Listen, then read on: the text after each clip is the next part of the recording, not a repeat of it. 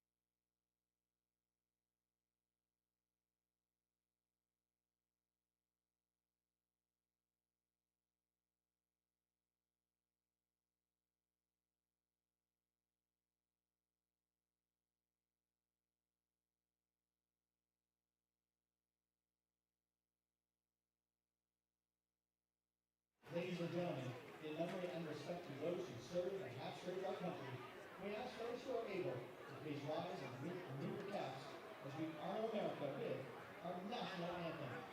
Our anthem is presented by the Lorraine County Veteran Services Commission, and performing the answer to the touch of Broadway here is the cast of Lorraine Community Music Theater's production of 9 to 5 the musical.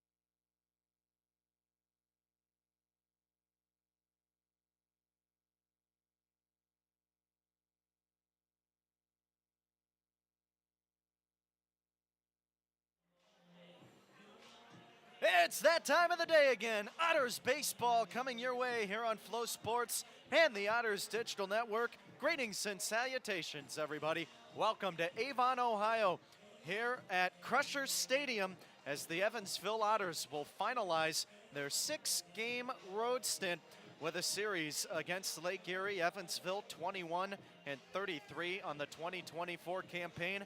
Lake Erie 34-20. Both clubs coming off series losses, and Lake Erie most recently played 6 games away from home out in New Jersey, playing against the Jackals and then the Sussex County Miners. And they took 2 out of 3 games from the Jackals, but then lost 2 out of 3 after taking the series opener against Sussex. Evansville dropping 2 out of 3 games, salvaging the series against the Washington Wild Things with a win yesterday. Ballpark dimensions here at Crusher Stadium: 325 to the right and left field lines, 400 to dead center. And calling our balls and strikes here tonight, home plate umpire Saul Lamofsky.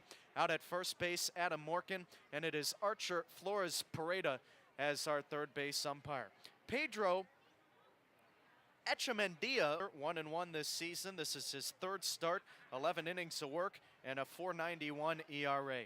He will face Giovanni DiGiacomo as he digs in from the left side. DiGiacomo had a 2-for-9 series against Washington. The right-hander into the wind. The first pitch is a fastball that misses off the inside part of the plate, and we're underway here at 7:07 p.m. Here's the kick and the pitch, and it's a fastball that misses high and away. 2 balls and no strikes for DiGiacomo. Echemendia has not seen Evansville yet this season. He deals, and it's a fastball at the top of the zone. Missed just a smidge upstairs. 3 straight balls to begin the night. And DiGiacomo, a .278 hitter this season. Here's the pitch. And it's a get-me-over strike. 3 balls and 1 strike now for DiGiacomo. Well, he came through with a huge 2 RBI single in yesterday's game against Washington. Now the 3-1. And he sends this one foul back over the screen. We'll try it at 3-2. And DiGiacomo has been struggling as of late, so maybe this is the start of him coming out of a slump that he has fallen into in late June and early July. Now the next pitch from Echemendia. And it's tapped foul to the Lake Erie third base dugout. We'll try it again at 3-2. Echemendia playing in the Puerto Rican Winter League during this winter. At a .245 ERA, the pitch swung on, lifted in the air, high and deep down by the left field line, giving chase is Washington, and he won't be able to get there. So we'll have another 3-2 delivery. Echemendia has seen lots and lots of action. Reached AAA with the St. Louis Cardinals back in 2016. Began his affiliated tenure in 2015 at the age of 24 years old. And he spent the entirety of his minor league career with St. Louis. The right-hander into the wind. Here comes the payoff pitch. Fastball just a little bit outside. And it's an 8-pitch walk drawn by DiGiacomo, and there's your first base runner of the ball game. Oh, a good start for Evansville. They scored first in 2 out of the 3 games against Washington, but ended up dropping both contests. Ironically, the only one that they won was when Washington scored first. Now at the plate, Gary Mattis. From the stretch, Echemendia deals a strike on the outside corner, and the count is 0-1. That was a strange series for Evansville. Fell 7-1 in the series opener, then came back, had a chance to win in the middle game, but dropped it after being walked off on. The pitch. And it's a breaking ball just downstairs. A ball and a strike now for Mattis. Then yesterday they fall behind 3-0 early. put up a 2-spot in both the 5th and 7th innings to take a lead, added in the 8th, and they held on. Throw to the bag at first, a dive for DiGiacomo, and he's in safely. Well, maybe yesterday's win against the best team in the Frontier League, a chance for Evansville to carry some of that momentum. Well, a series win here against the second best team would be huge. This ball is popped up foul back behind the plate, and we'll try it at 1-2 for Mattis. A gorgeous day here on the shores of Lake Erie, 80 degrees, sunny skies, no clouds in the air. Right off the highway of I-90. Mr. American flag blowing in today, and a strong breeze. Now the 1-2 pitch, and Mattis lays off a fastball low and away, the count 2-2. But this is a hard ballpark to hit in. Certainly pitcher friendly, it plays pretty deep, but also typically the wind does blow in at this stadium. You don't see many home runs. Now the pitch. Fastball just below the knees. A good take there from Mattis. And the count is now full. On the other end, Zane Bloom, the Crushers broadcaster, has said that this year it's been a little bit different than in years past.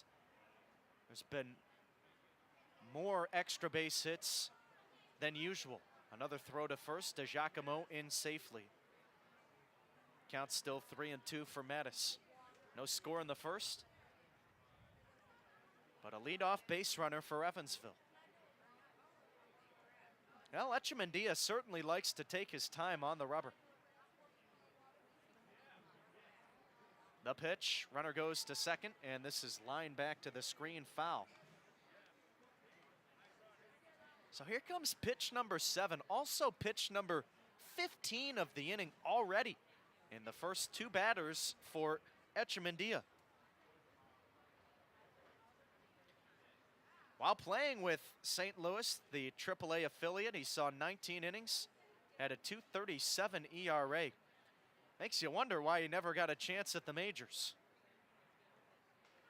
Now the next pitch, fastball high, ball 4. DiGiacomo was going again. He will stay at second base, no stolen base for him. And it's back-to-back walks to begin the night for Echemendia.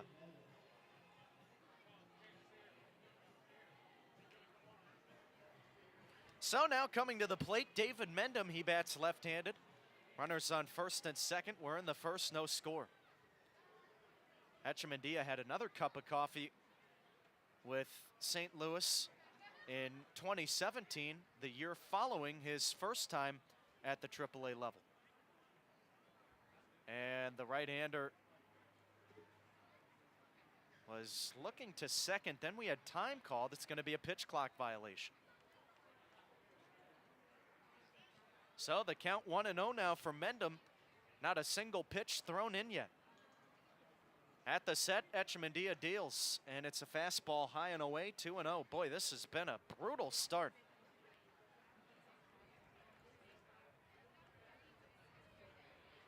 Well, Echemendia picked up by Lake Erie a couple of weeks ago, and this is his 3rd appearance of the year.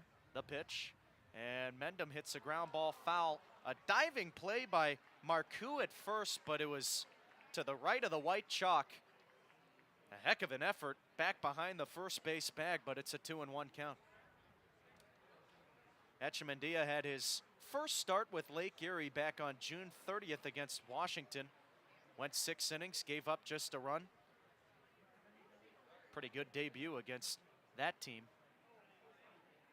He leans in, gets the sign. Looks to second, now the 2-1 home. And Mendham takes a strike on the inside corner. He can't believe it. And the count is 2-2. His last start against New Jersey, now didn't go so well for Echemendia. 5 innings, 5 runs on 6 hits. Gave up 2 homers. But he also struck out 8. Now the 2-2 pitch for Mendham. Breaking ball, misses low, blocked by Tuccillo. And the count is now full. So an early scoring chance for Evansville. 2 on, nobody out. And it is the third 3-2 count that Echemendia has thrown into, and he's seen 3 batters. He's ready at the belt, the kick and the pitch. Mendham lines it foul to the left side. Watch out, that goes on to the concourse. And we'll try it again at 3-2. Mendham selected as a 2024 All-Star. He and Zach Smith will represent the club in the Midsummer Classic on Monday, heading up to Quebec. Boy, that should be a fun trip. Here's the payoff. Swing and a tip into the glove of Tuchillo. He hangs on, and Mendham is out number 1. Well, that's a big out. But still another 7 pitches thrown, and it's already 22 in the game for Echemendia. So he has really had to work. And with runners on first and second, here comes Dakota Phillips to the plate. Phillips batting .379 in his first 8 games for Evansville. The pitch, and he goes after it. Lines it toward the left center gap. That's going to get down for a base hit. Cut off by Washington, the left fielder. He throws home, comes in on a bounce, heading for second is Phillips. Throw goes into center field. DeGiacomo already scoring. Now here comes Mattis, and Evansville is going to take a 2-0 lead. So mark it down as an RBI single. And Phillips able to advance to second on the throw home from the left fielder, Washington. Then Tuchillo tossed it into center field, which allowed Mattis to come in and score. And that will be an unearned run.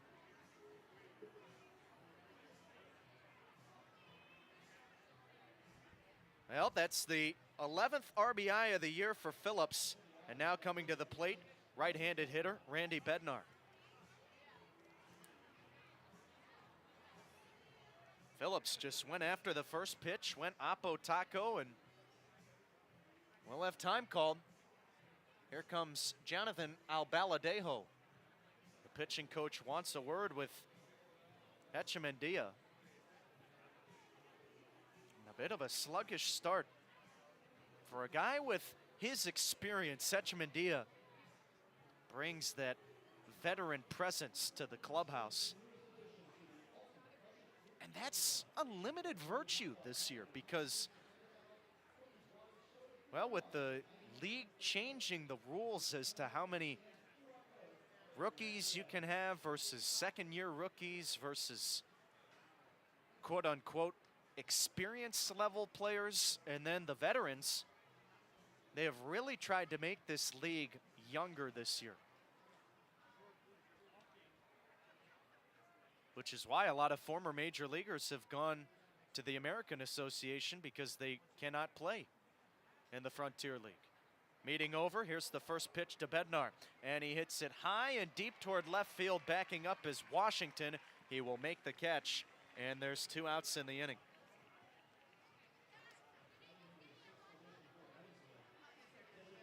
Well, Bednar got a good piece of it. It was just right at Washington. Didn't have to move much. And now coming to the plate, Mason White. Runner on second. Evansville leads at 2-0 in the first. Righty on lefty battle. The pitch. Here's a shot back to the mound, and it is snatched by Echemendia. He makes the line drive catch, and that'll do it here in the first inning. Evansville plates 2. Lake Erie coming to bat for the first time when we come back.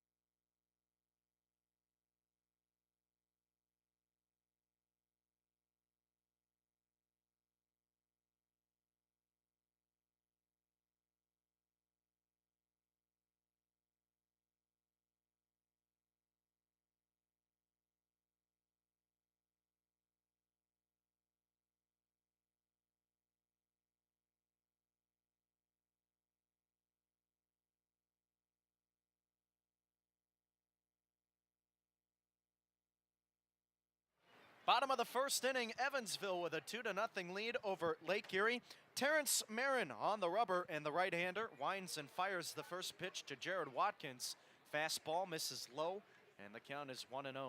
Marin back into the motion. Here comes the 1-0, and Watkins watches one, maybe just a smidge outside. 2 balls and no, the 2-0, and it's a fastball. Again, just a little bit outside. 3 balls and no strikes. Marin, a .360 ERA. He's 0-2. The right-hander motions home, and the 3-0 is a fastball high, ball 4.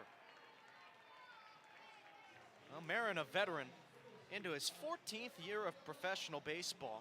He picked up his 750th career strikeout against Windy City in his return to Evansville in 2024.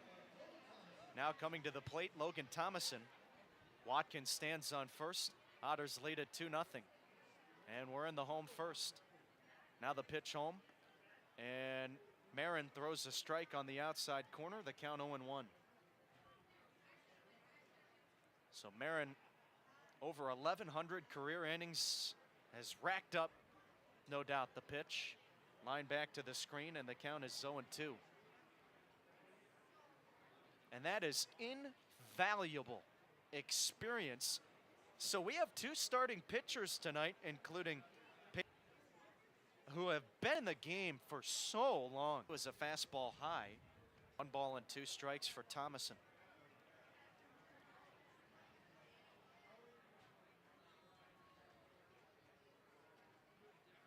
Marin gets the sign.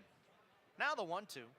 And this is lifted in the air, high and deep toward left center. On his horse, DeGiacomo, he won't be able to get there. This bounces off the wall, and it is going to be a double for Thomason as he strolls into second base. Watkins up to third, and Lake Erie has something cooking here in the first inning. Well, because of that experience, Marin certainly knows when you get an early gift with the offense giving you 2 runs in the first inning, you have to protect that at all costs. So we'll see how he works around trouble. Here comes Jack Harris. Harris batting .274 from the right side. 5 homers, 23 RBIs.